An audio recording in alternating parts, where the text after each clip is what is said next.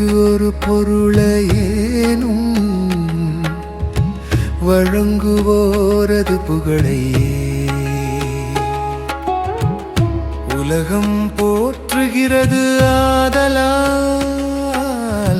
வறியவர்க்கு கொடுத்து பலரும் மெச்சுகின்ற புகழை நீ அடைவாய் என்றாரே வள்ளுவர். புகழை நீ அடைவாய் என்றாரே வள்ளுவர்.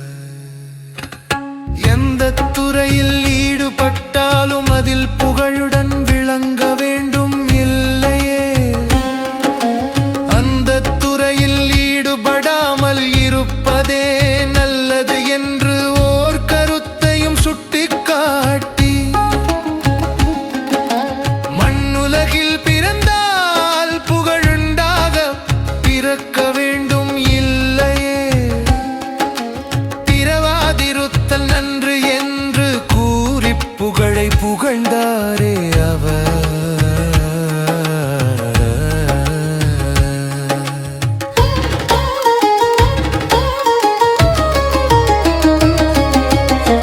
தம் மீது விழும் பழிச்சொல் இன்றி புகழோடு வாழ்பவரே உயிர் வாழ்பவர் என்றும். புகழின்றி பழிச்சொல் கேட்டு வாழ்பவர் வாழ்ந்தும் வாழாதவரே என்றும் சொன்னாரே. கடலோர நிலங்களிலே வாழுகின்ற குறுகே நீ கேள். கடலோரத்தில் நின்று மீன் பிடிக்கையிலே கடல் மேலான வெளிகளில் நீ வள்ளுவனை கண்டதுண்டா? கண்டதுண்டே. புகழ் என்ற அதிகாரத்தில் அவர் சொன்ன அறங்களை விரிவாய் கேட்டு வந்த நீ எனக்கொரு கால் சொல்லாயோ சொல்லாயோ குருகே.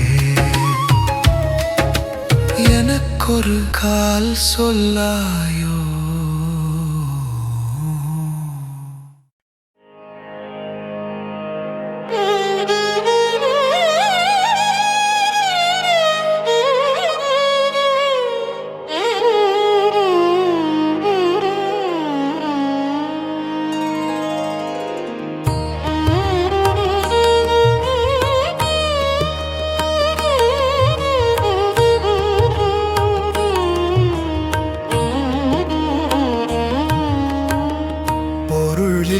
பொருளில்லாதார்க்கு இவ்வுலகத்து இன்பம் இல்லை என்பது போல, உயிர் மேல் அருளிலாதார்க்கு வீட்டு உலகத்து இன்பமில்லை என்று வள்ளுவர் பேசும்போது, உயிர்கள் மேல் கருணை செய்தலே அருள் என்று சொன்னார் என்று அறிவாயே. கருணை செய்தலே அருள் என்று சொன்னார் என்று அறிவாயே.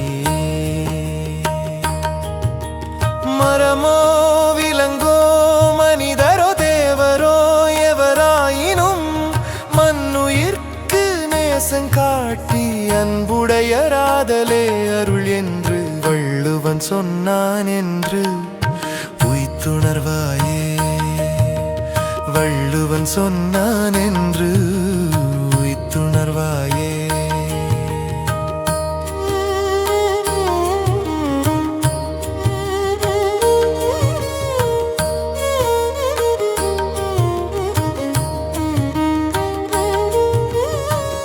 இனிதா பாடும் இளங்குயிலே கேணி அருளுடைமை பகுதியில் வள்ளுவர் சொன்ன எல்லாம் கேட்டனையோ.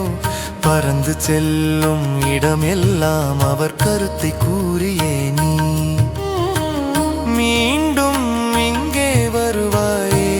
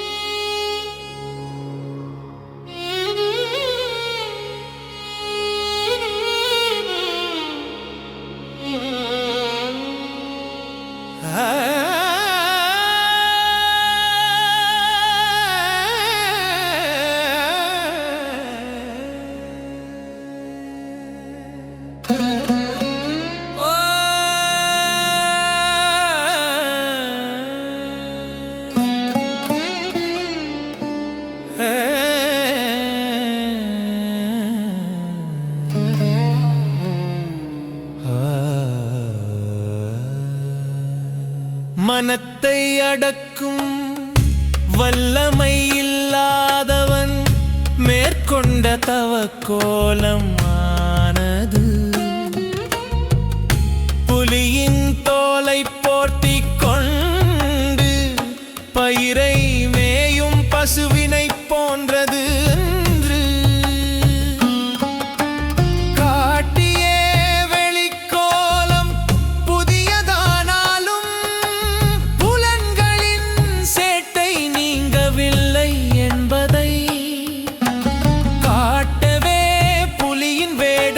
பசுப்புள்ளையே மேய்கிறது என்றாரே வள்ளுவனார்.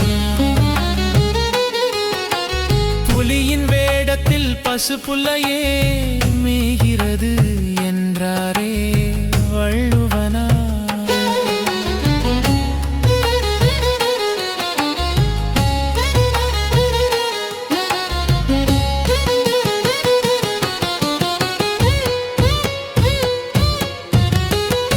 உலகத்தாரின் பழிப்புக்கு உள்ளாகும் செயல்களை விட்டு விட்டால் மொட்டை அடித்தலும் ஷடை வளர்த்தலுமாகிய புறக்கோலங்கள் தவம் செய்வோருக்கு வேண்டியதில்லை என்றும் சொன்னாரே வள்ளுவனார் என்று அறிவாய் நீயே. உள்ள தூய்மையே முதற்படி என்றும் புறவேடம் எம்மை பாதுகாக்கும் முட்கம்பி வேலி போன்றது என்றும் நாம் உய்த்துணர வேண்டும் என்று அறிவாய் நீயே. கூடா ஒழுக்கம் எனும் அதிகாரத்தில் வள்ளுவன் சொன்னதை கேட்டாயோ பசுங்கிளியே? கொவ்வை பழம் தானிய வர்க்கனெல்லாம் உண்ணத் தருவேன் நீ பறக்கும் இடமெல்லாம் சென்று. வள்ளுவன் சேதிதனை இடித்துரைத்து கூறியே உலகெல்லாம் செழிக்க அருள் செய்யாயோ கிளியே, அருள் செய்யாயோ நீ கிளியே.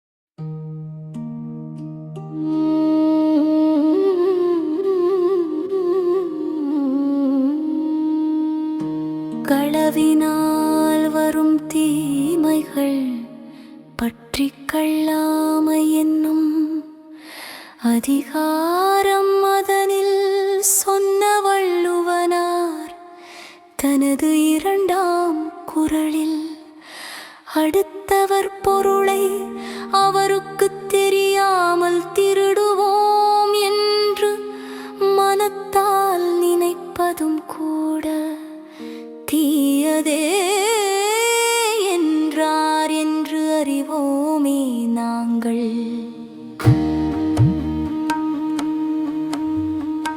அதாவது பற்றுக்களை நீக்கி உள்ளத்தில் துறவு கொள்ளும் ஒரு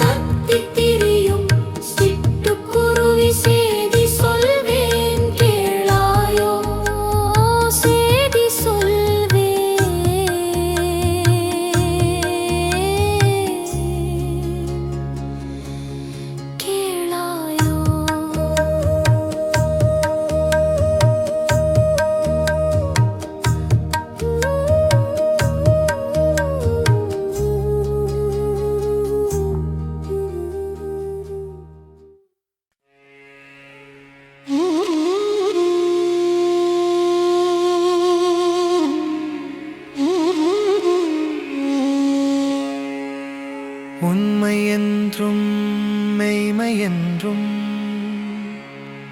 சொல்லப்படுவது என்னவென்றால் யாருக்கும் எத்தகைய தீங்கையும் தராத சொற்களை சொல்வதே ஆகும் என்றார் வள்ளுவர்.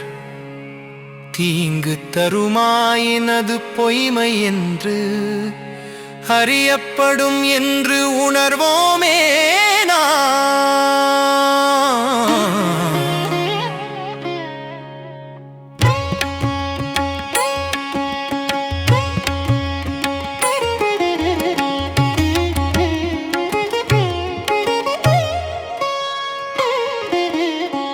குற்றமற்ற நன்மையை விளைவிக்குமானால்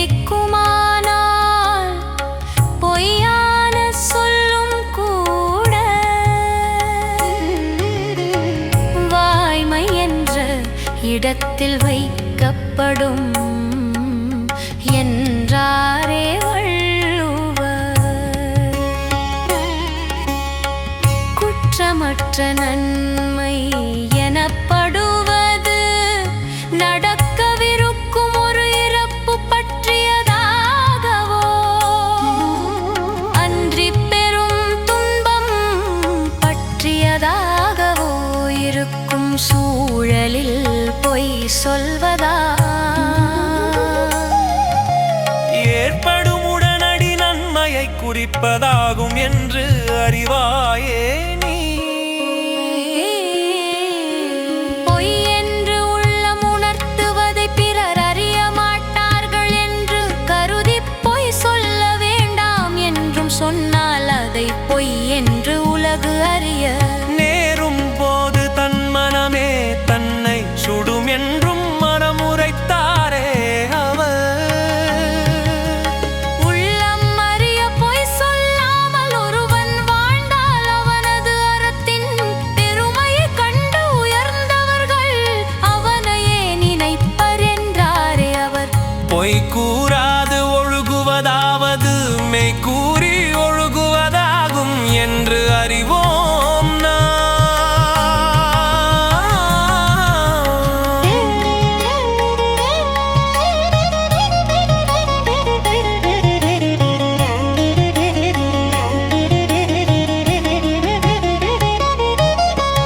உதவி கேட்டவர்களை ஒருபோதும் கைவிடாத கரிக்குருவி இங்கே வா. தெய்வ புலவர் வள்ளுவனார் இருக்கும் இடம் அறிந்து வந்து சொல்லாயோ. வாய்மை என்னும் அதிகாரத்தில் வள்ளுவன் சொன்னதை கேட்டு யான் செய்வதறியாது நிற்கின்றேன். நேரே சென்று தரிசித்தல் வேண்டும் அவரை. கண்டால் ஒழிய என் ஆதங்கம் தீராது என்று அறிவாயே. என் கரிக்குருவி என் கரிக்குருவி என் கரிக்குருவி ஆதங்கம் தீராது என்று அறிவாயே.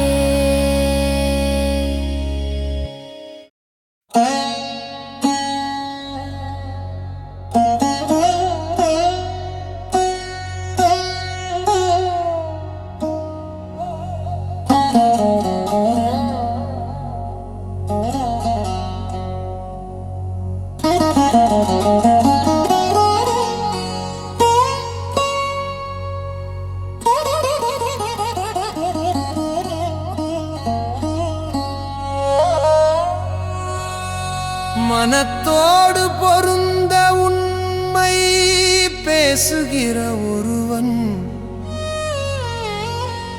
தவமும் தானமும் செய்பவரை காட்டிலும் உயர்ந்தவனாவான் என்றாரே. உடலால் செய்யப்படும் தவம் தானமாகியவற்றை காட்டிலும்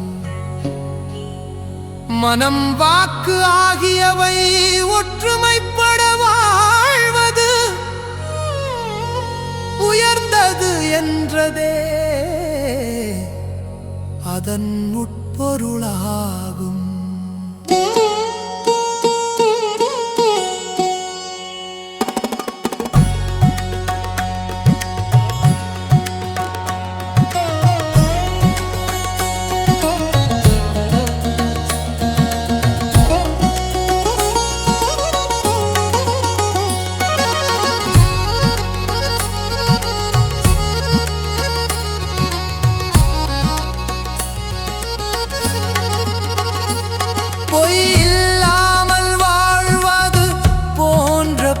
மிக்க வாழ்வு இப்பிறவியில் வேறு எதுவுமில்லை. எப்பிறப்பிலும் என்றும் நீங்காத புண்ணியங்களை தருவது பொய் இல்லாமல் வாழும் அந்த வாழ்வேயாகும். உடம்பு தண்ணீரால் சுத்தமாகும், மனம் வாய்மையால் சுத்தமாகும் என்கிறார். அதன் கருத்து என்னவெனின் உடலை சுத்தமாக்க நீரைத் தவிர வேறு பொருள் இல்லை. அதேபோலுள்ள தூய்மைக்கு வாய்மையை விட வேறு பொருள் இல்லை என்று அறிவாய் நீயே.